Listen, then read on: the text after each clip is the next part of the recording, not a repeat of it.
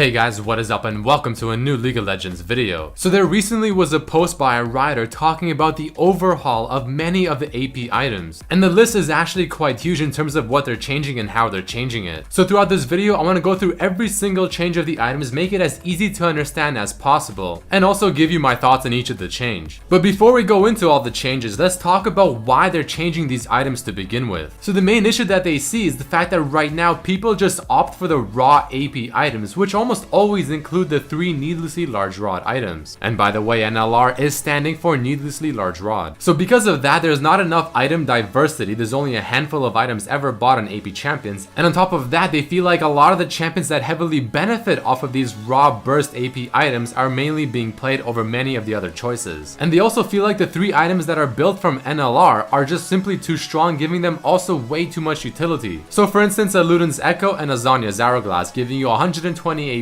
while also giving you a bunch of utility stats. So what they aim to do with these changes is increase the amount of potential build paths throughout the AP items and create much more options rather than confining players to just a handful of items. So they'll also nerf down the large rod items while also bringing up the power of the other AP items. And the final thing is that they're trying to make some build paths of certain items feel much better and smoother. So the first major thing to talk about is going to be, of course, the new needlessly large rod. You can see right off the bat the biggest difference is that it costs less gold now, only 1250 from 1600. And on top of that, it now gives you 60 AP instead of 80. And to just keep on going, it also builds into more items now, of course the Rabadons, the Luden's Echo, and the Zhonyas, but it also builds into Archangel Staff and Rylai's. And I did some calculations, and overall the AP that you get per 1 gold spent is actually just a tad bit lower with this new NLR item, but it's not a huge difference. I think this is a pretty cool change because NLR is just such a staple item on so many AP mid laners, and even some top lane APs or even maybe in the jungle. So now that you can get it so much sooner without having to commit for extra kills or CS to finally get it on your first back is a huge plus. And now you have so many more options as to what you want to build it into as well. Oh yeah, and by the way, the Blasting Wand item costs 10 gold less now. But next, let's take a look at the individual items now affected. First, taking a look at all the items that Needlessly Large Rod now builds into. So let's start things off with Rabadons, the item we all go to whenever we want just a crap ton of AP. Well, good news, because now it gives you more AP. This is the one exception to the rule that they're making, because they're actually making Rabadons try to stand out as the item to go to when you want just a ridiculous amount of AP damage. It now costs 200 gold more, but it gives you 5% extra AP amplification, and it now has a third component to building it, of course being the tomb and the new large rod. So the build path does seem overall a bit better, but it may clunk your inventory if you try building this item too late into the game. And this is now the only item offering 120 AP. Following this up, we're gonna take a look at Zhonya's, which actually has the reverse effect. Now it costs 300 gold less, and it actually goes down in AP down to 100. So this is a really good example of what Riot is now trying to do with the large rod items. Rabadon's being buffed because it is the only item that just gives you a crap ton of AP, while Zhonya's, while giving you a pretty good amount of AP still being 100, also has a ridiculously good active effect being the stasis. So they're trying to make it that you want to buy this item for the stasis effect, not just to have another 120 AP item. And after doing the math on this item, the AP you gain per 1 gold spend is also a bit lower, but again, not too much. And the final large rod item, which I think got hit pretty decently as well, is going to be Luden's Echo, now costing 3000 gold from 3100, so only 100 gold difference, not a whole lot, and you still lose the 20 AP just like the Zhonya's. But to try and compensate, Riot actually increased the passive move speed you gain from this item by 3%.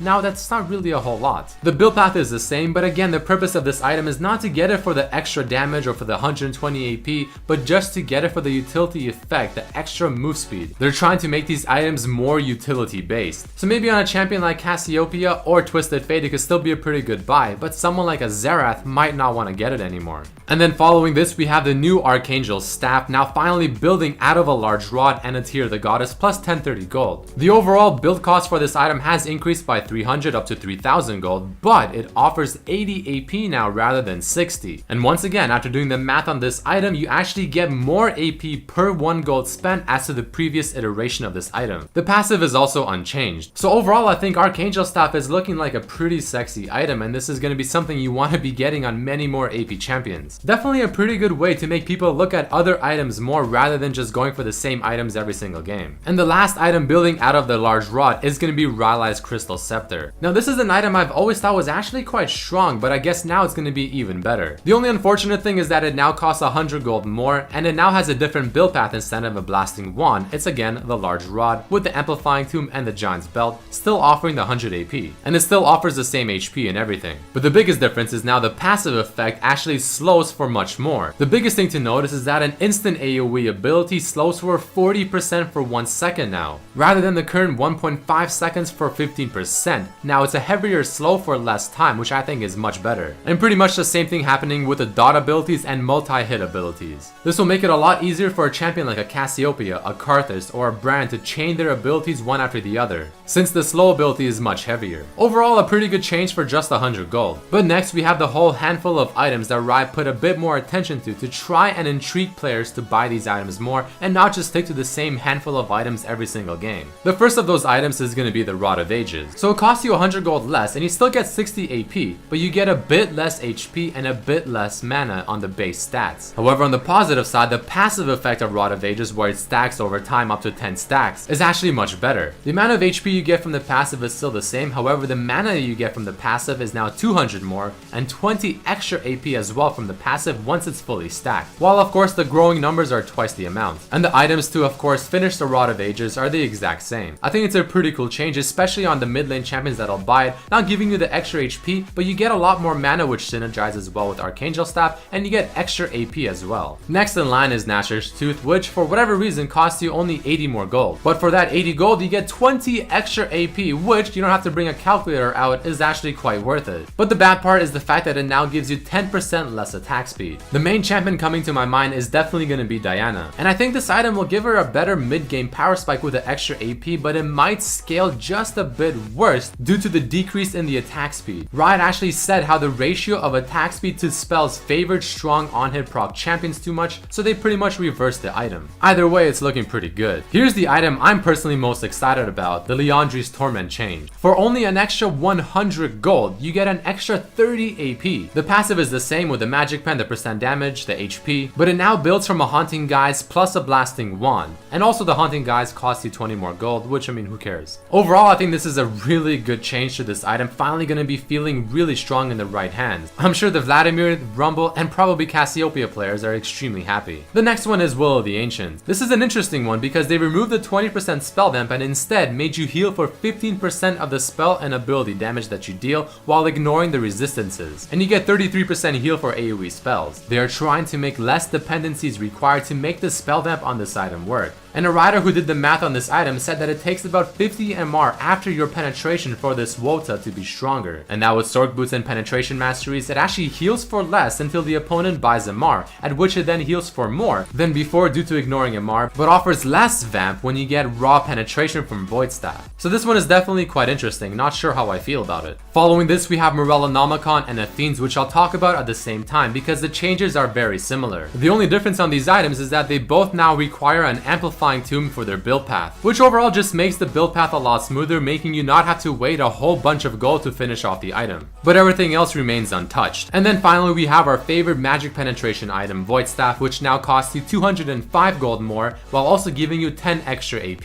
meaning you now get 0.032 AP per gold spent as opposed to before being 0.0305 AP per gold. Nothing major here, they probably just made this change so that it is more in line with how all the other AP items are being treated at the 80 AP benchmark. Oh, and for people wondering, the Abyssal Scepter changes that they were doing on the PvE have apparently been scrapped, so forget about that. So in conclusion, this makes the 3 NLR items not as tempting except for Rabadon's maybe, and it makes all the other items feel a lot better. But that is it for this video, guys. If you did enjoy it and learn something new, please definitely throw in a like, share it with your friends, subscribe if you have not yet, and also check out my other videos on my channel as well. But I truly want to thank each and every one of you for watching, and I really hope to see you for the next video. Peace.